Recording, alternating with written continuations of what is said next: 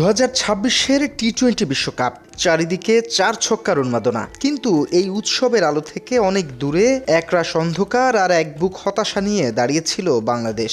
যেখানে মাঠ কাঁপানোর কথা ছিল টাইগারদের, সেখানে দেশের কোটি ক্রিকেট ভক্ত এখন কেবলই দর্শক। কেন?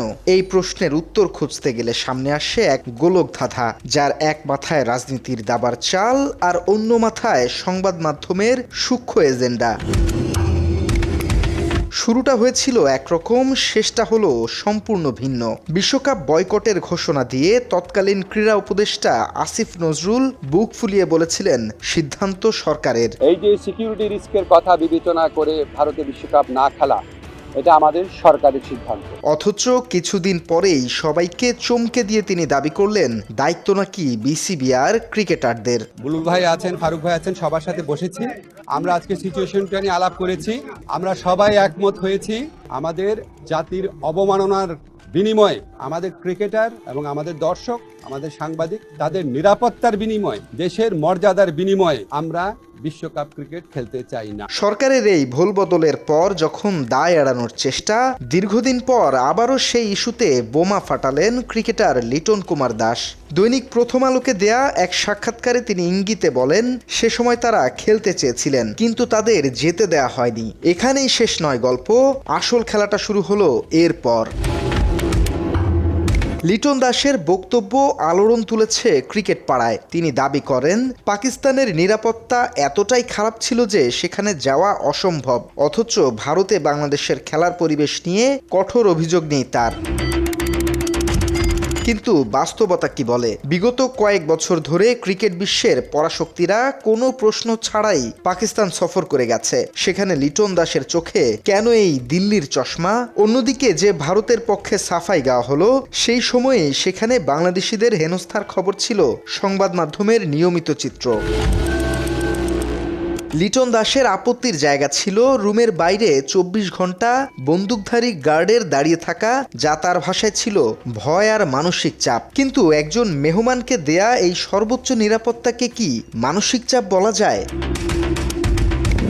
এই বিষয়ে সম্পূর্ণ ভিন্ন সামরিক ও কূটনৈতিক ব্যাখ্যা দিয়েছেন সাবেক সেনা কর্মকর্তা লেফটেন্যান্ট কর্নেল অবসরপ্রাপ্ত হাসিনুর রহমান। তৎকালীন সাহসী সিদ্ধান্তকে সাধুবাদ জানিয়ে তিনি স্পষ্ট করেন, পাকিস্তান সরকার সর্বোচ্চ অগ্রাধিকার দিয়েই ক্রিকেটারদের নিরাপদে রেখেছিল। এটিকে অন্য কোনো উদ্দেশ্যে বা নেতিবাচকভাবে দেখার কোনো সুযোগ নেই। আমি বিশেষ করে বলবো, আসিফ নজরুলের সিদ্ধান্তটা এটা জনগণের সিদ্ধান্ত। মাথা বিক্রি করে আমরা টি-20 খেলতে ভারতে যাব না। লিটন দাসের আর্থিক সমস্যা হয়েছে, কম পাইছে, জাতির উচ্চ পর্যায়ে গেছে, আমরা চোখে চোখ রেখে কথা বলতে পারি, এটা বহিঃপ্রকাশ হলো সেটা। এখন যেটা বলতেছেন আমরা পাকিস্তানে তাদের রুমের বাইরে ডিউটি বন্দুক নিয়ে, তো বন্দুক ছাড়া কি নিয়ে ডিউটি করবে? তরবারি নিয়ে তো ডিউটি হয় না আজকালকার দিনে।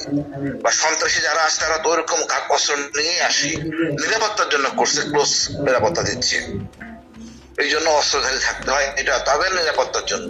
সিসি ক্যামেরা আছে, সবই আছে, ভয় পাওয়ার কিছু নাই।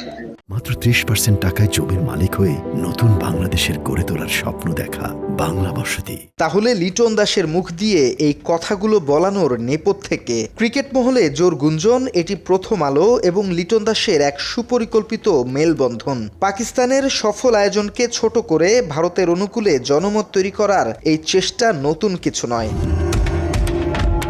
সমালোচকদের স্পষ্ট অভিযোগ, দৈনিক প্রথম আলো এবং ডেইলি স্টার দীর্ঘদিন ধরেই দেশের ভেতরে বসে প্রতিবেশী দেশ ভারতের এজেন্ডা বাস্তবায়নে কাজ করে যাচ্ছে। বিভিন্ন সময়ে দেশের স্বার্থ বিরোধী ও বিতর্কিত সংবাদ প্রকাশ করে তারা ভূমিকা নিয়েছে। এই দুটি দৈনিকের বিরুদ্ধে সাধারণ মানুষের ক্ষোভ আকাশচুম্বী। অনেকেই সরাসরি অভিযোগ তুলেছেন যে দেশের মাটিতে বসে প্রতিবেশী দেশের দালালি ও এজেন্ডা বাস্তবায়ন করাই এদের প্রধান কাজ।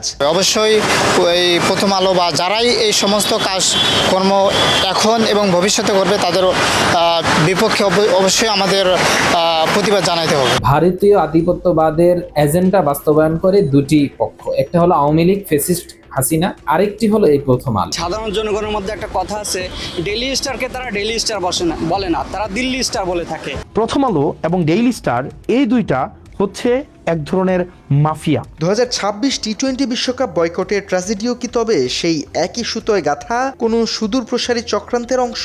সাধারণ মানুষ এখন ঠিক তেমনটাই মনে করছে। ছাত্র জনতা ও দেশের কোটি ক্রিকেট প্রেমীদের এখন একটাই দাবি, ক্রিকেটকে রাখা হোক নোংরা রাজনীতির বাইরে।